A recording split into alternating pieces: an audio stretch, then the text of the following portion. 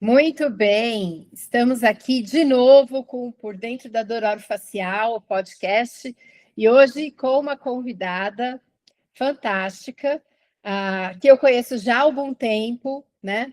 E que eu fiquei muito feliz de ver o trabalho dela agora, o trabalho científico dela, dando frutos e sendo publicados. Então, seja bem-vinda, professora Tatiana Foscaldo, direto de Castanhauro, do Pará. Não, Paraná, Juliana, louca. No Pará. Pará. Nossa, Tatiana. Seja Isso. bem-vinda. Se apresenta para Obrigada. quem não te conhece. Quem é você? Quem é Tatiana? Obrigada, professora. É uma honra estar aqui, né? Eu sou mais uma das suas fãs aí, sigo tudo que você fala desde que eu fiz a minha especialização, né? Então, eu fiz DTM lá em 2014 e já tem tudo isso de tempo, né? Antes de fazer em BH, eu cheguei a fazer aquele curso do Oakson, né? Aquele mini residência que ele faz.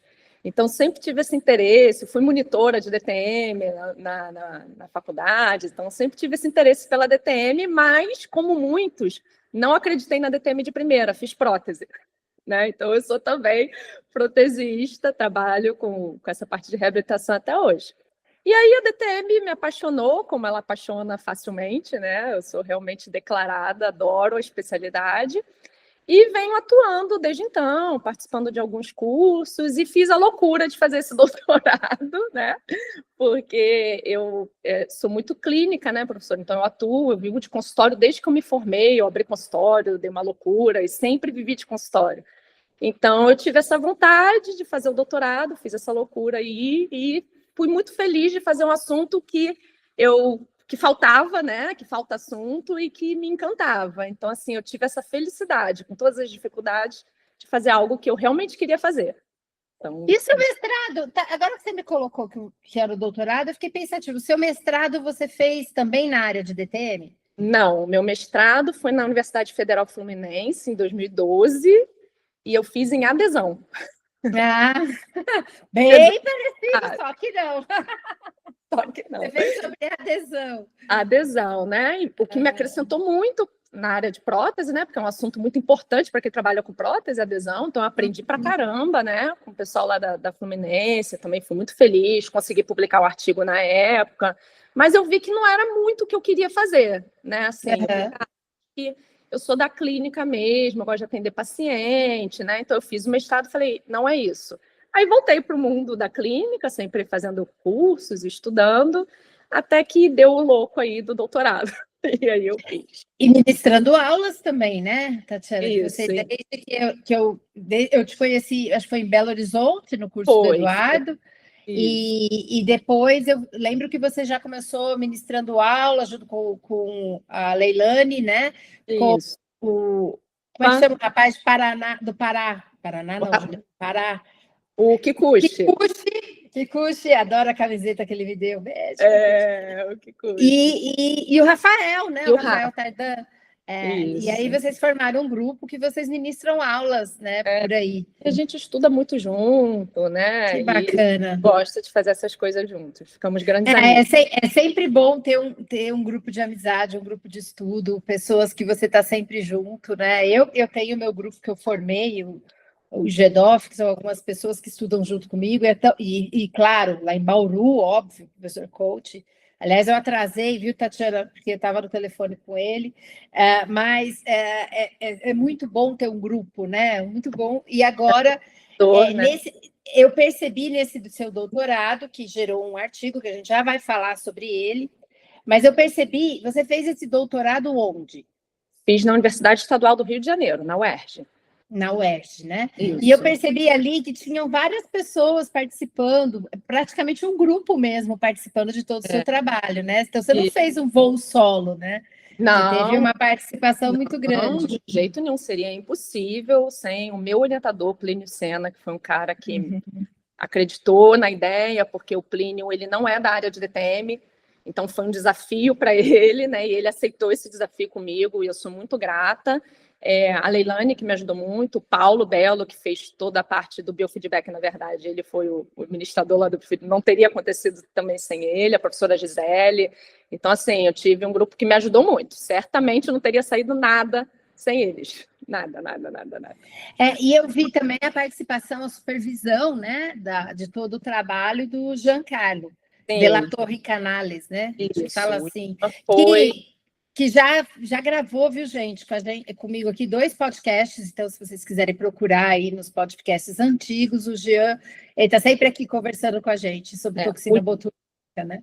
O Jean, ele é um agradecimento especial e à parte, porque ele, na verdade, me ajudou desde a construção do estudo, né? Então, assim, eu não tinha segurança nenhuma para fazer, né? O Plínio, apesar de ter aceitado o desafio, ele falou, olha, a gente vai precisar se ajudar, porque eu não sou da área, né? E aí, quando eu propus para o Jean se ele me ajudaria, né? Ele abraçou, então, assim, ter a segurança de ter ele do meu lado na hora de desenhar, de analisar os dados, fez toda a diferença do mundo, porque eu aprendi muito com ele, né? Ele, na hora de escrever o artigo, ele falou assim, como é que você quer fazer isso? Você quer aprender mesmo? Aí eu falei assim, eu quero aprender, já. Ele, então, se prepara. E ele foi muito rigoroso, muito rigoroso, mas foi ótimo, né? Eu tive o privilégio de aprender com vocês que já fazem, né? Uma coisa que eu nunca tinha feito, né? Eu fiz lá em 2012 sobre adesão, mas era tudo tão diferente, né? Então, é um agradecimento à parte, foi um privilégio ter o Jean comigo, foi muito bom. Ai, que legal. Deu até vontade de escrever um paper, só que não, passou. Não, eu vivo falando assim, hoje eu vou sentar, porque assim, quando a gente começa, eu acho que você passa por isso também, né, Tati? Quando eu estava no doutorado, estava muito focada em publicações, na área acadêmica e tal. Depois, é óbvio, eu já ministro aula há 20 anos e tal, mas quando a gente vai se enrolando mais com o consultório, né? E o consultório, ele toma um tempo importante. Depois você tem as aulas, os alunos de especialização, de atualização, toma outro tempo importante.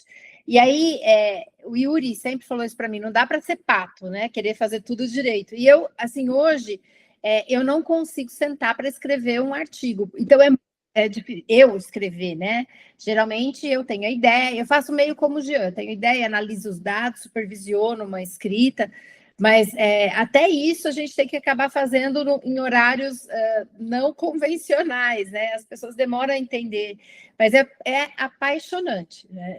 Eu falo assim, não vou fazer, aí à noite antes de dormir já estou lá, nossa, podia fazer isso com aquele dado assim, aí a gente senta, faz isso na estatística. Professora, se não fosse o Jean nesse sentido, não tinha saído nada não, sendo bem sincera, né? Porque assim, o trabalho do pesquisador é uma coisa de maluco, o que se consegue fazer, né? Assim, eu não tinha muita ideia e eu não teria ido por causa dessa loucura e porque não tinha muito treinamento. Gente, isso é muito estudo e muito treino para você escrever. E você sabe que vou aproveitar que a gente está tendo essa conversa falando do Jean, e outro dia o Jean publicou um artigo e eu mandei, Jean, gostei da análise estatística, hein? Aí eu falei, passou só por isso, tá elegante. Eu sempre chamo de análise elegante, né? Ele sabe. Aí ele falou, professora, eu aprendi aqui na Suécia, é novo. E eu vi que era um software da Suécia, do Instituto Karolinska, novo ali. É o tipo de análise de associação e cluster um pouco mais sofisticada. E essas coisas, essas nuances, eu estava agora pela manhã, sabe, Tati, conversando com a Adriana Lira e com o Roberto Garanhani, que a gente tem um grupinho que é o Tricô. Se quiser ouvir o episódio do Tricô, procura o podcast. E aí a gente estava falando, por exemplo, sobre bruxismo, exatamente o que você tem trabalhado, né? E o quanto de associações que, de fato, não têm plausibilidade, são meramente associações estatísticas, mas isso não quer dizer alguma coisa que as pessoas pegam como uma verdade e levam para frente. É incrível, ainda mais em bruxismo em vigília, né? E sono. Essas associações baseadas em cortes transversais, né? Que você não acompanha essa população por um tempo, e aí fica propagando esse monte de informação. Esse monte de informação. Gente, tá uma avalanche de informações estranhas sobre bruxismo. Eu não sei se você percebeu isso, mas. E a gente estava falando de o quanto o nosso olhar hoje mudou em relação aos estudos e o quanto a gente busca novas formas de analisar dados, buscando o que eu conversei com a professora Cibele aqui no podcast sobre bruxismo do sono e apneia, sobre os fenótipos, né? Que a gente estava conversando o quanto é difícil, né? E aí eu vi no seu trabalho, e a gente já vai falar sobre isso, um pouquinho sobre isso também, porque você trabalhou com uma amostra muito específica e que vocês colocam em vários momentos do trabalho. Não dá para generalizar, mas esse resultado é um resultado para essa amostra que foi muito interessante. Então, vamos começar a falar desse trabalho? Primeiro, eu vou mostrar aqui, para quem estiver no vídeo, eu vou vamos tentar mostrar aqui. Dá para ver, Tati? Porque eu não consigo te ver e ver o vídeo. Esse é o seu trabalho. Esse é o seu trabalho, que está aqui na revista BMC Oral Health, né? Foi publicado dia 11 de novembro de 2025, e nós estamos gravando hoje, é dia 3 de dezembro, então acabou de ser publicado, né? Aqui você como primeira autora, e o título é Comparando toxina botulínica e terapias de biofeedback para bruxismo em vigília, e foi um estudo clínico randomizado. Isso. Menina, peraí, deixa eu só parar aqui o compartilhamento. Menina, que difícil, estudo clínico randomizado. Deus, professora, pelo amor de Deus, professora. Eu nunca mais quero fazer parte. Olha, gente, valorize. Eu ainda estou um pouquinho traumatizada. Quem não conhece pode olhar e falar, ai, mas ela só trabalhou com X pacientes, ela podia ter feito com 1 milhão, mas com 100, 200 pacientes. Mas, gente, vocês não sabem o quão difícil é, o quão caro é. E nós aqui no Brasil, a gente quase não tem investimento financeiro para fazer esse tipo de pesquisa no Brasil. É assim, ó. E tem poder de amostra. Então, quer dizer, ele traz um resultado que é crível e é possível para essa amostra. Eu vou deixar o link do artigo, é um artigo que, ainda bem, graças ao Instituto Karolinska, está aberto, viu, gente? O Instituto Karolinska, lá da Suécia, permite que a gente faça a leitura, porque está um artigo aberto, né? Ainda bem, a gente pode compartilhar esse artigo e compartilhem, leiam. Pede para a inteligência artificial te ajudar a ler, se você não souber inglês.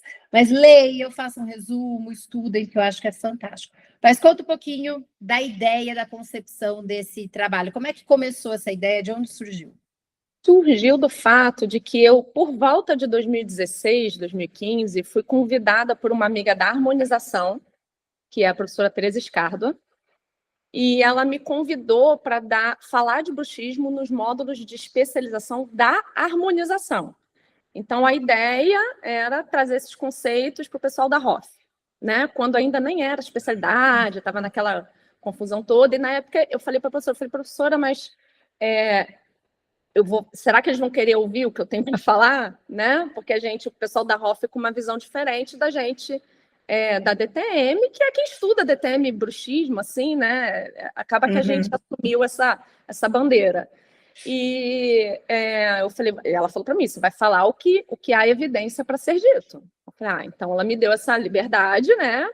E eu aceitei essa proposta. E aí, de lá para cá, eu dei aula em vários cursos de harmonização, né? Em vários lugares diferentes. O que eu achei que ia ser uma vez só e nunca mais iam me chamar, virou uma conversa bem legal e as pessoas valorizaram o fato de que eu estava ali para dizer, não é bem do jeito que vocês estão pensando que é, né? E aí, de tanto dar esse módulo de bruxismo para o provo da harmonização, e de tanto conviver com eles, eu percebi que eles faziam muito mais toxina para bruxismo que a gente. Porque a gente da TTM não faz. Né? Então, eu percebi, eu tinha esse feedback dos alunos, né? Aquela história, né, professora, de mas eu fiz e funcionou, né? Mas não tinha dado, né? Eu fiz e funcionou, é diferente. E a ciência me dizendo se isso funciona ou não. Então, eu tinha essa formiguinha, porque toda vez que eu ia falar, eu falava, olha, o que tem de evidência aqui não é para fazer, mas não tinha nada para o bruxismo vigília. Então, eu tinha esse incômodo, e quando eu passei na prova do doutorado, né, que eu achei que eu nem ia passar, e aí quando eu passei na prova do doutorado, que o professor falou assim, você tem alguma coisa que você tem vontade de fazer? Aí eu falei, eu tenho vontade de pesquisar toxina para bruxismo vigília especificamente, né? Então eu tinha esse objetivo bem... ele falou, então vamos fazer, escreve um projeto. Aí pediu para eu escrever, eu escrevi, né? Ficou naquela conversa, e logo no início eu consegui mostrar esse projeto para o Jean, né? E ele achou a ideia muito legal. Ele falou, nossa, é muito legal, faz mesmo e tal. Eu falei assim, você me ajudaria, né? Porque o Plínio, com relação ao assunto em si, não é a área de expertise dele. E ele falou, não, eu te ajudo. E assim nasceu aí a história, né? Tanto que a senhora falou de fundo, né? A gente não teve, então eu ganhava uma bolsa de doutorado que eu canalizei para isso, entendeu? Então o dinheiro da bolsa foi o que meio que me ajudou. Eu não tive assim nenhum investimento para comprar toxina, por exemplo, né? Que não é barato.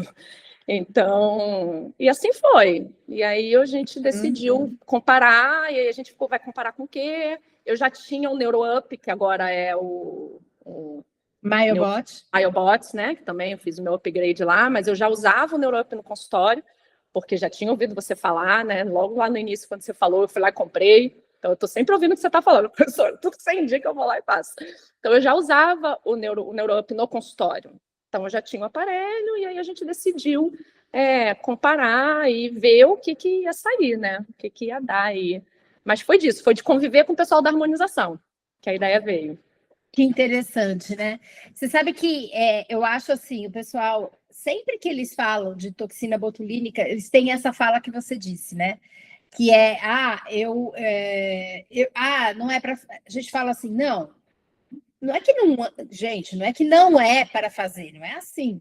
Mas os resultados que tem, o objetivo, quando a gente tem uma terapia e a gente tem uma condição, porque bruxismo não é uma doença, para começar por aí, né?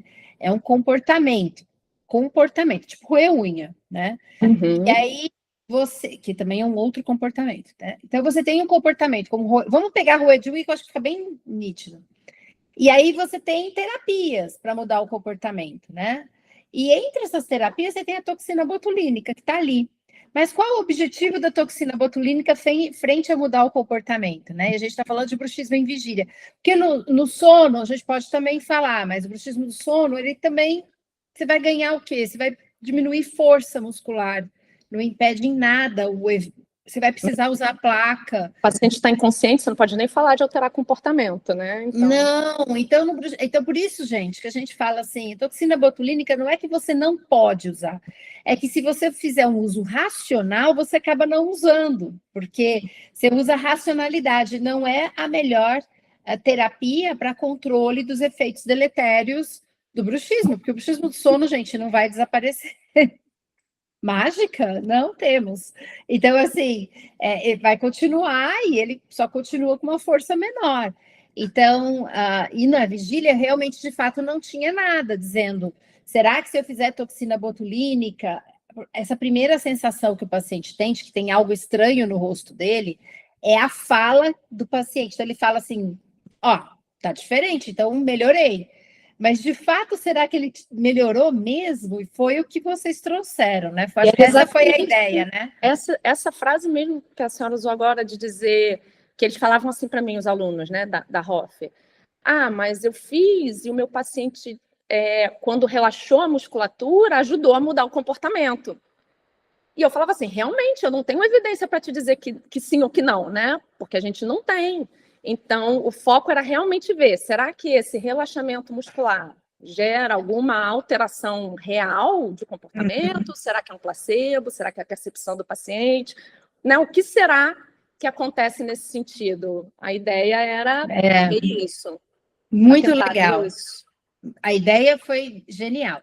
Então, conta um pouquinho para a audiência, assim, rapidamente, um pouquinho dos seus métodos. Como que você fez? Você teve essa ideia, você tinha um objetivo de mostrar você comparou o biofeedback através do uso do MyoBot, mas poderia ser qualquer eletromiógrafo com gamificação. Você usou, gente, para quem não sabe, tem uma aula minha no YouTube do que eu falo para o pessoal do MyoBot. E, aliás, é uma aula que deveria ter sido retirada, mas está lá, então assistam. A gente fala, o MyoBot, ele é um eletromiógrafo portátil, né?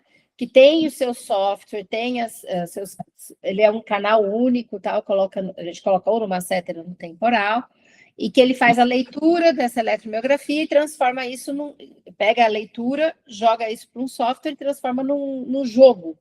E esse jogo quanto mais você permanecer com sua musculatura em repouso, você consegue trazer o foguete para a linha de baixo. Então, a gente faz, o paciente faz sessões, né, Tati? Não tem um número certo de sessões, a Tati vai falar o que ela fez aqui. E aí, durante essas sessões, é um treinamento da posição de repouso muscular. É isso que se faz, né? E então você comparou isso com o uso de toxina. Então, conta um pouquinho dos seus métodos, como é que você escolheu a amostra. Eu vi no seu trabalho que você trabalhou com pacientes com disfunção temporomandibular. Então, por que a amostra de DTM? Conta para a gente um pouquinho. Então, a ideia, como objetivo primário, e eu recebi críticas duras dos revisores, né? Eu achei muito interessante o processo de revisão, por sinal, né? Eu adoro esse processo. E eu vou ser bem sincera, eu achei super importante. Só não gosto muito que eles não pagam a gente. Sim, concordo. É um trabalho, mas eu sou revisora de alguns artigos, ultimamente ando negando, mas sou revisora de alguns e é isso aí, é trabalhar. E só que é muito legal esses feedbacks, daí você não sabe quem é a pessoa, né?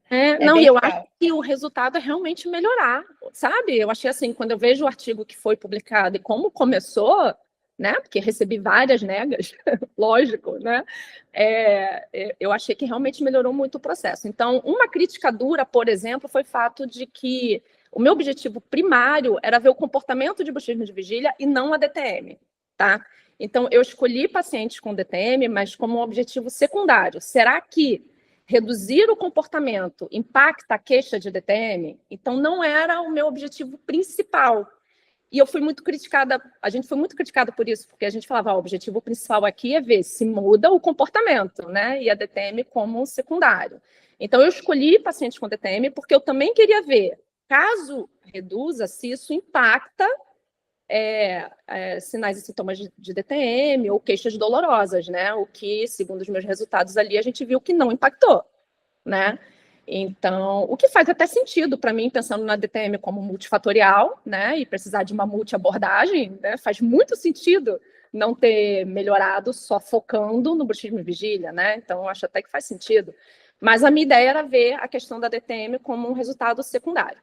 Então, eu escolhi pacientes com DTM e que tivessem uma certa frequência de bruxismo, né, e aí vem outra crítica dura que eu recebi ao longo das revisões, e essa decisão está toda nas minhas costas, né, professora? Eu decidi que eu só queria pacientes com uma frequência de a partir de 60% no aplicativo, ou seja, pacientes que, ao usar o aplicativo, apresentassem um mínimo de 60%. Então, eu tinha pacientes que usavam por 7 dias e tinham uma frequência de comportamento de 40%.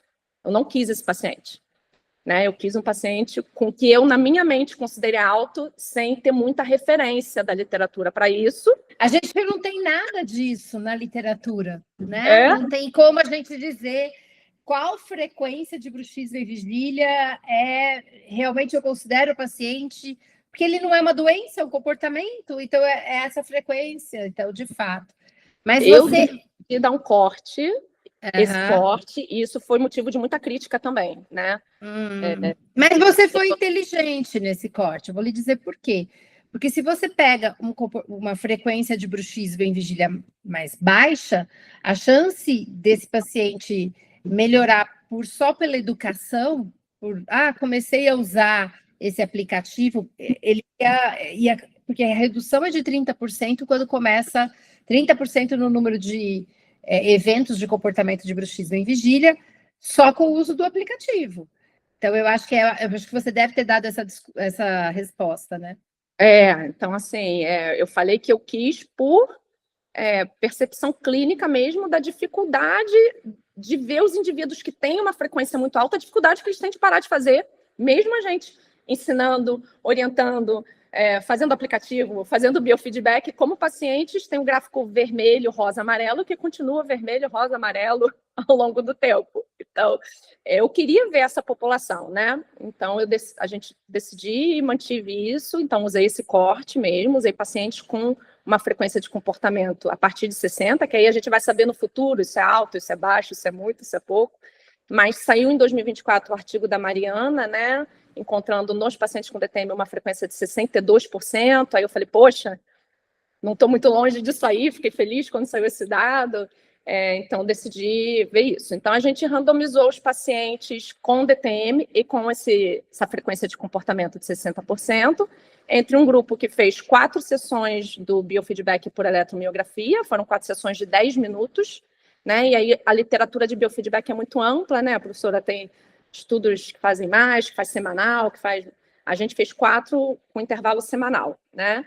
E o grupo que fez a toxina botulínica, que a gente fez uma injeção única, numa dose que é uma outra limitação do nosso estudo, né? Uma dose que provavelmente vai ser considerada baixa, porque a gente usou somente 15 unidades em cada masseter e 5 em cada temporal, totalizando 40 unidades por indivíduo. Se a gente for ver a média dos estudos de toxina da área, eles usam doses maiores, né? Eles usam 25, né? Se eu não me engano, no masseter, 15, a média, né? Então, essa é uma outra limitação, né? A gente dizer que a toxina não funcionou dentro dessa dose. Será que uma dose maior impacta mais? Não sabemos, né? Com o nosso estudo, a gente não consegue responder isso. E aí basicamente, de metodologia foi isso. Todos os pacientes foram diagnosticados com DTM pelo DC, né? O DC-DTM. A gente fez também a parte de eixo 2 do DC, aplicou os questionários psicossociais. Ansiedade, depressão, sintomas somáticos, né? Somáticos, exatamente. A gente usou o ABC também, né? Porque eu achei que valia muito a pena comparar com o resultado do aplicativo. E você vê que os pacientes no baseline tinham um comportamento de bruxismo de vigília alto no aplicativo, mas também tinha no ABC, né? Então, você via que era um perfil que a gente chamava de parafuncional, né? Agora, perfil de paciente que faz muito comportamento não funcional, né? E foi isso. E aí, a gente acompanha esses pacientes com 3 e 6 meses.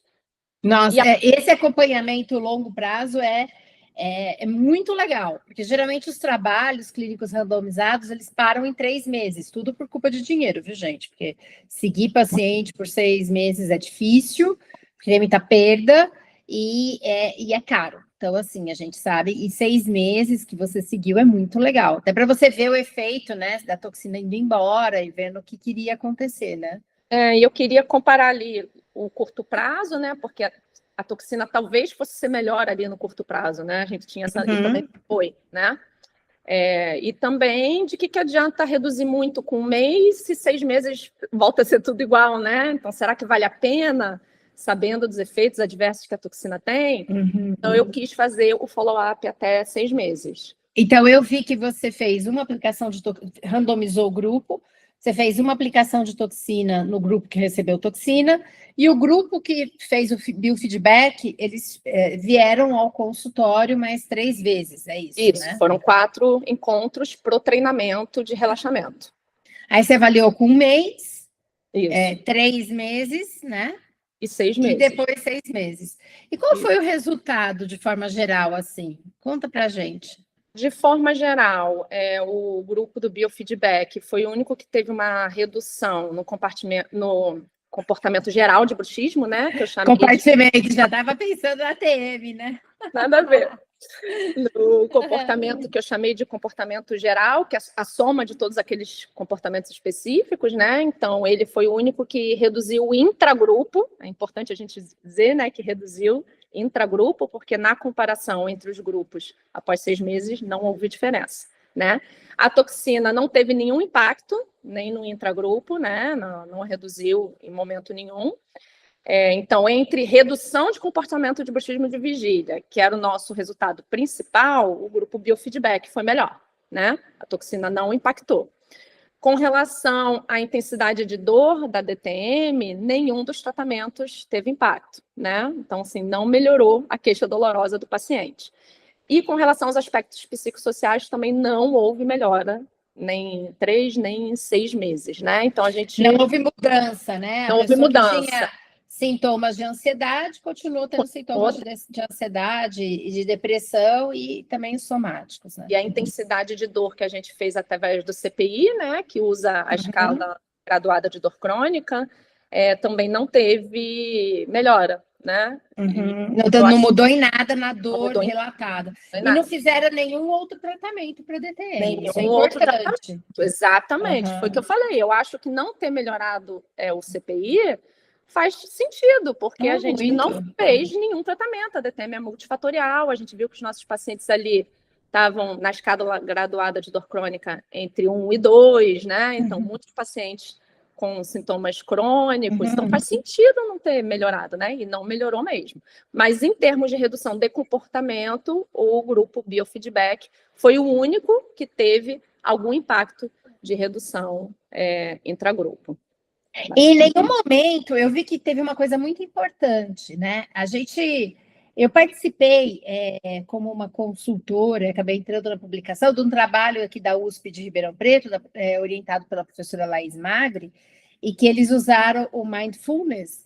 E eu lembro que eu estava conversando com a Laís e ela falou, não, mas a gente fez a avaliação e no dia da avaliação a gente explicou que bruxismo não convém encostar os dentes. Então ela fez um método que a gente chama de método ecológico de intervenção. Então você usa o aplicativo, no caso, do seu caso, o Brux App, no caso dela, não lembro se, mas, gente, minha cabeça tá ruim, mas talvez tenha sido o Desencoste, o Brux App, alguma coisa assim, e fala, durante o uso desse aplicativo, você tenta não encostar os seus dentes, lembra disso. Então, esse é um método ecológico de intervenção, e vocês também não passaram essa instrução, porque vocês tinham que ver. Não, os pacientes não foram instruídos, mas eles tiveram que ser instruídos, professor, e isso pode ter pequeno efeito de intervenção com relação aos comportamentos diferentes em si. Então, a gente teve que mostrar para os pacientes para eles saber responder o aplicativo. Ó, isso é apertado, isso é toque, isso é relaxado. Mas eles não foram instruídos no sentido, porque se você relaxar, a sua dor vai ser melhor, isso pode ter um impacto. Eles não tiveram nenhuma instrução de tentar reduzir o comportamento. A gente só pediu para usar o aplicativo nos momentos cortes, né? Eles usaram no baseline, depois, com 1 mês, eles usaram por 1 semana de novo, 3 meses usaram 1 semana de novo, e 6 meses usaram 1 semana de novo. E o grupo biofeedback fez as sessões de relaxamento e a toxina fez a infiltração, tá? Então, assim, todos usaram o aplicativo. Todos então, usaram essa desculpa. Todos usaram o aplicativo. Todos usaram o aplicativo. E veja que mesmo assim não mudou o comportamento deles. Não. Interessante, né? Bem interessante. Difícil para muitos pacientes, né? E aí eu tinha essa vontade de ver esse paciente que faz muito, porque é o paciente que fala para mim no consultório: olha, eu reduzo, eu maneiro, mas na hora que o bicho pega, ele não consegue ter tanto controle. Sabe, Tati, esse resultado seu dá para a gente pensar várias coisas do que a gente fala em rede social, fala no consultório, e que, primeiro, que é uma coisa que o estudo Ópera já mostrou para a gente, né? Há muito tempo, que a DTM, ela não é uma condição que tem uma única causa, né? E o professor Paulo Conte falou sobre isso no congresso da SBDOF, sobre a questão do hospedeiro. Você vê o tanto que é importante. Quem é a pessoa, o que ela acredita. E uma coisa também que eu vi no seu artigo, que você fala daquela revisão sistemática sobre prevalência de bruxismo em vigília, que não chega a 20% a prevalência de bruxismo em vigília mundial, só que tem uma coisa muito legal. Você sabia? Tem uma diferença muito grande, eu falo muito isso com o Roberto Garanhani, entre você morar na Alemanha e morar em país latino como Brasil e México. Brasil e México é campeão de prevalência de bruxismo em vigília. A Alemanha, ela é que tem menos. Assim, então, se você pega a média, não chega a 20%. Mas dentro de um país como o nosso, que é considerado o segundo país mais ansioso, sabendo que o bruxismo em vigília tem relação com a ansiedade, aqui é muito mais. Acho que isso também assim, fica a dica para estudos futuros a gente falar sobre a questão demográfica, onde a gente está inserido, Brasil. Como é no Brasil a ansiedade, como é no Brasil o comportamento em bruxismo em vigília, talvez seja muito mais importante aqui do que, por exemplo, na Dinamarca, na Alemanha. Eu gravei um podcast há muito tempo com a Dinamara e com a Fernanda Sampaio, Dinamara Ferreira e Fernanda Sampaio, sobre essas diferenças culturais, a gente fala, faz tempo, mas procurem aí, tá aí nos arquivos do podcast. E que elas falavam, olha, nos Estados Unidos e na Dinamarca, o paciente é diferente de DTM do que o paciente brasileiro. Quer ver uma coisa que, vou pegar o gancho que a senhora falou agora, que me incomoda no DC, é aquela parte do socioeconômico financeiro. Porque se você olhar o lá deles, é até 13 mil reais. 13 mil reais para o brasileiro é uma fortuna. E aí, quando você traz isso, eu tive essa conversa com o Jean também, porque a gente está avaliando os pacientes do projeto ortocirúrgico do professor Kikuchi. E aí, o que eu tive que fazer? Para a população daqui, professora, 13 mil reais é uma fortuna. Então, assim, a gente aplica o DC, mas eu tive que criar uma outra coluna para botar a realidade do quanto que o paciente daqui do interior do Pará ganha, né? Porque é discrepante.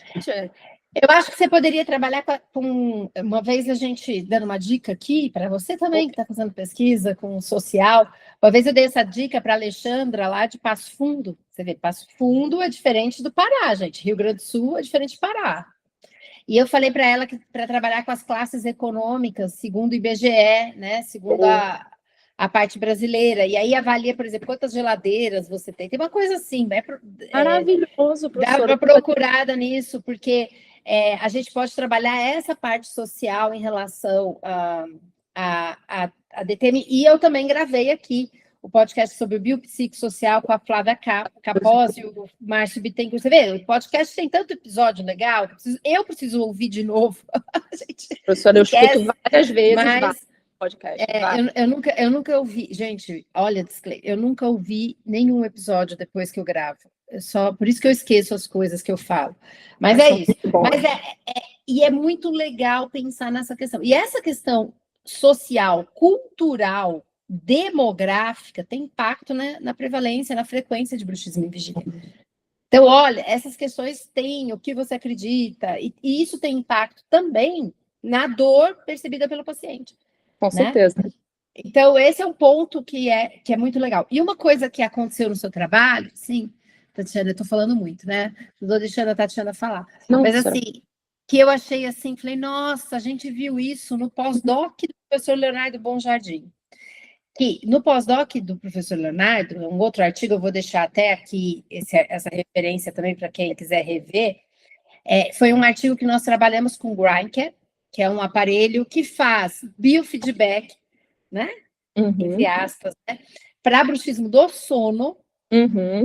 Nós pegamos uma população com DTM, a gente conseguiu reduzir o número de eventos de bruxismo do sono com o uso do biofeedback, e isso não impactou em nada na dor da paciente. Então, você vê, é um trabalho feito lá em 2011, 12, que a gente publicou antes de 2020, eu não lembro mais o ano que a gente publicou, orientado pelo professor Paulo Conte, foi o pós-doc do professor Leonardo Bonjardim, e que hoje você traz, em 2025, um resultado semelhante, que não é diminuindo a força. É por isso que a gente tem que conversar, quando a gente vai para outras áreas da odontologia, que não é diminuindo a força muscular, não é só pedindo para o paciente desencostar os dentes. Isso não é suficiente. A gente sabe que o bracing é muito frequente, que você vai resolver primeiro, que vai resolver a queixa do paciente muitas vezes, que é a dor. Não é só isso, porque o paciente, como o estudo ópera, que é um estudo eu vou colocar também um link aqui para quem quiser ver sobre o estudo ópera, já é um estudo com várias variáveis do que prediz o aparecimento e do que prediz a cronificação da DTM, ele já mostra para a gente que são muitos fatores, né? É muito mais complexo que só a gente tem, só né? a contração muscular, né? A gente tem que orientar para reduzir o comportamento, lógico, né? Mas a gente tem que ir além disso, né? E os pacientes não melhoraram nada. Nem no grupo da toxina, que a gente pensou assim, será que aqui vai melhorar? Porque a toxina tem um efeito analgésico que extrapola o seu efeito de relaxamento muscular, né? Então, será que aqui ela vai ser um pouquinho melhor? E não foi, né? Nem no primeiro mês, que é o mês do pico ali da toxina, teve redução do CPI. né? Então, vejam que quando a gente está diante de um paciente mais crônico, é muito mais complicado, né, professora? É muito mais desafiador. É exatamente isso. Agora, assim, então o que eu falei assim, na rede social, o que as pessoas falam, né, hoje sobre bruxismo em vigília? Eles falam assim, não, a gente tem que falar para o paciente desencostar os dentes. Isso é louvável, nós devemos falar, nós devemos continuar com a nossa educação e acompanhamento, que isso é uma coisa que eu tenho batido na tecla agora, sabe, Tatiana, que a gente não acompanha o paciente. Então, eu tenho batido isso muito na tecla. O acompanhamento do paciente, pedindo, vendo, mas se lembrar o que é que está fazendo gerar isso, né? Vocês mostraram que só falar para o paciente, primeiro vocês educaram, o paciente sabia o que era bruxismo em vigília, estava usando o aplicativo. Segundo, apesar de vocês não terem dado o comando, as pessoas não são bobas. Tá lá vermelhinho, apertar, né? O verdinho usaram o biofeedback. O próprio visual dele. Usaram o biofeedback, conseguiram reduzir isso em algumas pessoas, mas não mudaram, porque não era o intuito da pesquisa, né? Os sintomas de ansiedade, de depressão, que guiam essa condição, né? Então, talvez a gente precise aprender a referenciar mais esse paciente ao pessoal da saúde mental, aos psicólogos, aos psiquiatras. Eu acho fundamental a gente falar sobre isso mais, né? E também não melhoraram, não tiveram desfecho dor. Então, a gente precisa ter um olhar ampliado também para esse sujeito que chega ali para fazer uma prótese, que às vezes ele nem tem DTM, né, vai fazer uma prótese, que é a sua área de atuação, e que está ali apertando os dentes. Fora os outros fatores, vocês excluíram dessa amostra, né? Mas os outros fatores que ficam ali orbitando o paciente que apresenta bruxismo em vigília, né? Achei muito legal essa parte que vocês colocaram sobre isso também, ali na discussão do trabalho, né? Eu quis também ter esse cuidado, né? Porque quando saiu esses resultados, eu lembro de conversar com o Plínio e falar assim, o Plínio falou, poxa, não melhorou nada, né? Eu falei assim, mas para mim, honestamente, é lógico que quando a gente faz uma coisa, a gente não tem que esperar nada, né? É o que é o resultado, né? O resultado ele é o que é, não tem que querer nada. Mas quando não mostrou melhora da intensidade de dor e desses aspectos, eu achei muito mais interessante. Falei assim, cara, isso faz sentido, porque isso reflete a minha clínica. Eu sei que eu vou só até um certo ponto, né? E que eu tenho pouco poder do que faz esse paciente apertar mais, né? Ou da parte psicossocial que vai influenciar como esse paciente experimentador, né? Então, assim, é muito mais complexo do que isso. Então, acho que nesse sentido, foi um reflexo, pelo menos para mim, próximo do que eu vejo no meu consultório, que me aflige, que me fala assim, poxa, né? A gente tem o biofeedback, a gente se esforça, a gente pede, e você vê que alguns pacientes são muito complexos e mais desafiadores mesmo, e é o que é, né? É o que é. E eu acho, Tati, assim, que a gente tem que logo no início do nosso tratamento explicar para o paciente a gênese do bruxismo em vigília, né? E o nosso papel como dentistas, e se essa gênese envolve tanto esses fatores de saúde mental, né? O quão é necessário eles evoluírem para uma outra, buscarem também outras especialidades, sobretudo os que trabalham com saúde mental e trabalham com respiração, por exemplo, né? Mindfulness, yoga, exercícios respiratórios, outras meditações. Né? Que vão atuar nessa via da ansiedade, que é a gênese. Você sabe que eu não gosto muito da palavra relaxamento, sabe? Porque, né? Doutora, vou parar de usar, então. Não, porque não é relaxamento, é mudar o seu comportamento, né? Porque relaxamento dá a impressão, e aí a gente vai dar muito crédito para a Hoff. Eu não sei, é a minha opinião. Sim, dá uma impressão de muito muscular, né? E seria um relaxamento geral, não só de musculatura. Eu acho que é um equilíbrio, né? Que a gente tem que estar mais, não tão ativado, né? Desativar, trazer um pouco para o equilíbrio. Porque quando a gente fala relaxamento, e até talvez seja por isso que o seu trabalho também foi muito legal, é que quando você fala assim, os pacientes tiveram uma redução no número de eventos com biofeedback. Aí a gente pensa assim, então ficou mais relaxado. Não, na verdade, ele entrou para a posição de repouso muscular. Só que a gente tem que lembrar, viu, gente, que quando a gente vê um paciente com DTM, não é, Tati? O paciente não chega assim, no consultório, travado, eu estou fazendo, para quem está ouvindo no Spotify, eu estou fazendo o bracing, né? Que é tipo contraindo a musculatura toda. O paciente não chega assim no seu consultório, pelo contrário, ele chega fadigado, cansado, não consegue morder uma banana às vezes, ou não tem DTM, mas está sentindo um cansaço. Isso diminui a força muscular dele, não aumenta a força. E aí você usa uma terapia que diminui ainda a força. Então a gente como sempre fala. Se a força muscular fosse a gênese de tudo. Aí a gente tem que lembrar. Você sabe que o professor Svensson, estou até olhando se o livro. Ah, tá ali em cima, o livro não dá para pegar. Tem um livro que eu sempre falo, que é meu livro de cabeceira, que é do Green e do Laskin, que é o controle das DTMs. Lá tem um capítulo. É velho esse livro, viu, gente? 2000, sei lá, bolinha.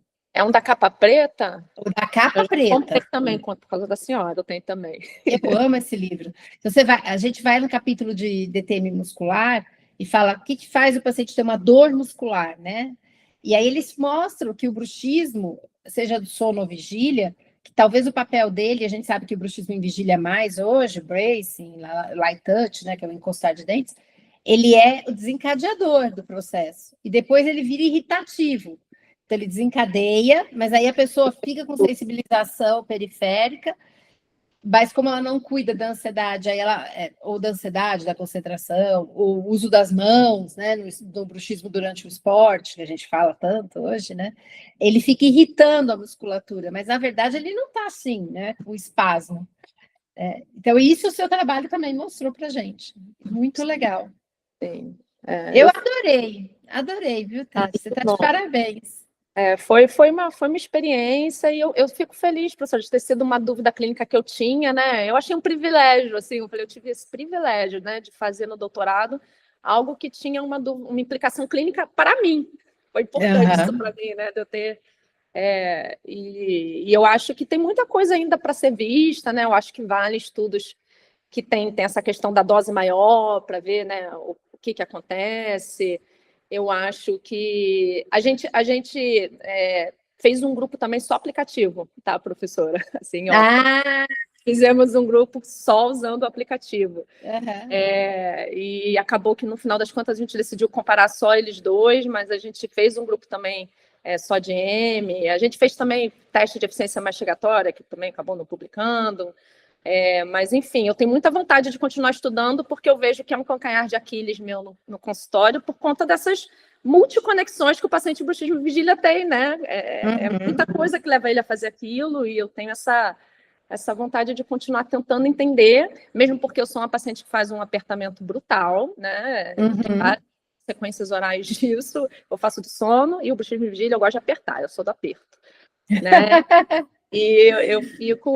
Casa de Ferreira, espeta de pau. Espeta de pau, né? E o professor Roberto Carani fala uma coisa que, desde que eu vi, sempre ficou na minha cabeça, né? Que ele fala, então você não consegue controlar uma musculatura que é controlável, né? Eu acho essa frase tão bonita, e eu fico pensando, caramba, então eu não consigo, o meu paciente também não consegue, e isso pode ter um impacto, mas ter consequências, até dentárias, né? Periodontais, assim vai. Então foi isso, foi bem interessante ter a chance de fazer isso. Então eu quero te pedir um negócio. Primeiro eu quero pedir para você não parar de estudar, é difícil, mas não para não, publique mais, pega esses dados todos e traga, e eu quero te propor uma coisa assim, que eu fiquei aqui pensando. Dentro do grupo da toxina e dentro do grupo biofeedback, a gente tem alguém que melhorou da dor? Tem vários? Tem. Quem será que é essa pessoa, né? Como será eu tô curiosa. Quem será essa pessoa na fila do pão? Talvez juntar esse pessoal todo e ver, de fato, e juntar aquele do aplicativo junto, e de fato ver quem é a pessoa que responde ao nosso desencoste seus dentes, que responde desencoste seus dentes, eu brinco por causa do projeto Projeto Desencosta Brasil. Mas quem é a pessoa que, ao aplicar a toxina ou fazer sessões de biofeedback, teve um resultado, tanto de redução, ou só redução, né, dos eventos, ou reduziu eventos e dor, ou não reduziu os eventos, mas a dor despencou. Ah, é um outro jeito de olhar a sua Olhar os própria dados de amostra. novo, né? Gostei, Ai, olha, traz pra gente, por favor. gostei, muito interessante, eu Ai, eu gostei. fiquei curiosa. Eu adoro saber quem é a pessoa. Porque às vezes, né, no todo não faz diferença, mas e essa pessoa que funcionou, né? E para essa, quem é ela? Será que são pessoas semelhantes? Será que são pessoas diferentes? Se for diferente, tá bom. Mas e se forem semelhantes? Aí isso vai trazer para minha clínica, olha, na hora que eu atender essa pessoa com essas características, que é o que a gente tem falado hoje tanto de fenótipo, né? De cluster, fenótipo e assim por diante. Mas Muito, eu acho. gostei muito da ideia, professora. Já manda um WhatsApp para Giancarlo. Vamos voltar a ver esse E dado. olha esses dados de novo, traz para a gente isso, que eu acho que essa resposta é uma resposta que a gente está tão esperando, né, de todas A as gente já pesquisas. está até com o comitê de ética aceito aí para repetir, melhorando o estudo, né? Que vai ser o doutorado da Leilane. Uhum, E aí a gente vai usar a dose maior, e a gente já melhorou várias falhas desse nosso aí, uhum. né? Mas, e tentar mais uma vez, como a gente sempre tenta, um N maior. Mas agora eu gostei muito do que a senhora falou, eu vou cogitar isso. Faz os seus ali, até para você direcionar para a Leilane. Eu adoro saber quem é a pessoa. Opa! Voltou. Voltou? Ah, caiu um pouquinho. Pessoal, aqui, se você está ouvindo aí no Spotify, deu uma quedinha, mas foi uma queda de energia rápida que agora já voltou. Bem, Tati, muito obrigada. Eu fiquei muito feliz de conversar com você hoje. Eu estou Ixi, muito. A agora senhora se nem você... imagina, eu fiquei até passei mal o dia que a senhora fez esse convite, me deu uma ansiedade, uma emoção. Menina, que Ah, isso? professora, porque você é uma ídola, assim, você é uma pessoa que eu Imagina! admiro em todos os níveis, porque eu vejo que a senhora tem essa questão muito forte clínica, né? Então, assim, eu sempre olhei muito para tudo que a senhora, sempre escutei Ah, muito tudo que a senhora fala com muito carinho, para tentar trazer isso para o meu dia a dia. Então, é uma honra que eu não sei descrever estar aqui hoje. É um nossa! prazer enorme. Não, a honra é minha. Eu fiquei muito feliz de ter visto o seu trabalho. É o trabalho e eu espero que vocês continuem, que vocês façam mais trabalhos aí no Pará, mais trabalhos aqui no Sudeste, aqui no Rio de Janeiro e Vitória, né? Leilândia de Vitória, né? Isso. E deixa aqui seus contatos, Sati, para o pessoal te seguir também nas redes sociais. Eu sei que no YouTube ela bomba, viu, gente? Eu tô até precisando. Olha, sabe o que eu gostei do YouTube, professora, que eu achei muito interessante? Muitos pacientes. Sim, Eu, YouTube é eu para recebi paciente. muitas consultas, eu fiz online, pessoas que iam fazer cirurgia de ATM, né? E que viram um videozinho meu lá, né? O disco deslocou e agora? Menina, esse vídeo bombou, os pacientes me acham por causa desse vídeo. Então, eu tô até querendo também revivar o YouTube por causa disso. Foi uma experiência interessante essa história aí. Você sabe que eu fico pensando, eu falei assim, eu queria tanto voltar para o YouTube, queria tanto fazer o YouTube para os meus pacientes, queria tanto fazer conteúdo para os meus pacientes, mas, gente, ou eu faço conteúdo para vocês, ou eu faço para os meus pacientes, eu vou ficando doida. Professor, não sei nem como é que você faz tudo que você faz, não. Não sei. Que não dá, mas olha, o seu YouTube eu adoro. Então, passa aí já o endereço do YouTube, que eu vou colocar também nas notas, suas redes sociais, o que você quiser. Tá com você a bola. Se eu te disser que eu não sei nada de cabeça, você vai achar engraçado. Ó, o Instagram é doutora.Tati Foscaldo ou Tatiana. Eu não sei nada disso de cabeça, pessoal. Eu sou terrível. Meu marido Ixi, fala que me matar. É deixa eu ver aqui o que eu acho. doutora.Tatiana Foscaldo. Instagram, doutora.Tatiana Foscaldo. Mas esse aqui é mais para paciente. E aí eu fiz o prof.Tati Foscaldo. Ah, você dividiu. Eu dividi. Eu também. Então, eu estou nesse Tatiana, doutora.Tatiana Foscaldo. É esse que eu Aí eu estou. E tem um outro? fiz o prof.Tati Foscaldo. Tá, vamos ver aqui. Prof.Tati Foscaldo. Que eu vou, a parte, o outro eu vou deixar bem para paciente, que eu estou precisando, desde que Estou eu vim seguindo pra cá, já. Não sabia, estou seguindo agora. meu consultório desde que eu larguei no Rio, aqui não tá igual era no Rio, né? Então agora eu estou com trabalho de trabalhar mesmo para encher o consultório do jeito que a gente gosta. E o vídeo também é Tatiana Foscaldo, do YouTube, né? O canal. É doutora Tatiana Foscaldo. Joia, joia. O disco deslocou. E agora? E agora, gente, o que a gente faz? É esse? Esse é um cortezinho do grandão, mas lá no YouTube tem um vídeo, porque, professor, eu fazia vídeo de 40 minutos, aí foram me dizer que ninguém aguenta ver. Aí tem um monte de vídeo lá, e falaram, ai, ninguém aguenta, Eu falei, gente, como é que a gente fala dessas coisas em 2, 3 minutos, né? Aí eu fiz todo esse exercício para mudar. Aí agora me disseram que está mudando, que agora tem que ser grande de novo. Eu falei, não aguento não, é melhor contratar alguém para cuidar disso. É verdade, né? Muito Mas bom. eu fico feliz que está mudando, que as pessoas consigam ver vídeos maiores, né, professora? Eu assisto. Só pílulas, né? Para a gente conseguir estudar melhor, né? Acho legal. Isso aí. Muito bom, muito obrigada. E, gente, a gente se vê em breve. Se eu não gravar nenhum podcast, que é bem possível de eu não gravar, feliz 2026, feliz Natal, feliz 2026 para todo mundo. E 2026, vamos estudar. Vamos aguardar essa plataforma, professora. Já estou aguardando. Ixi, mas tá dando spoiler assim, Tatiana? Esqueci. Vi que você falou que não era para falar besteira. Tá bom, esquece, apaga. Não, gente, de fato, a Tatiana está dando um spoiler aí que 2026 vai vir com um blog com roupagem nova numa plataforma online, com vídeos um pouco mais longos.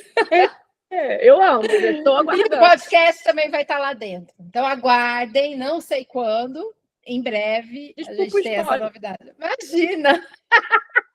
Tchau, gente! Beijo. Tati, fica aí ainda. Tchau, tchau.